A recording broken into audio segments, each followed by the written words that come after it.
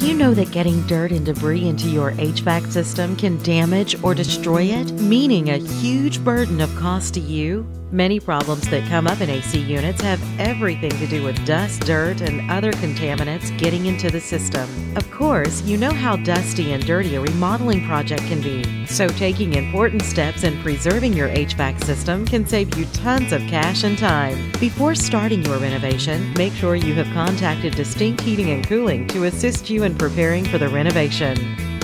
One of the most important things you can do during your renovation is to, whenever possible, turn off your furnace and air conditioner. This will help keep dust particles out of your system to prevent problems in the future. After you have flipped your thermostat to off, you should take steps to cover all of your registers near the work zone, so none of the dust near that area will be pulled in and circulated around your system. Isolating the construction zone is the next step in protecting your HVAC. Use tarps and other barriers to keep the construction inside a designated area. This will not only preserve your HVAC system from dust, but everything else in your home as well.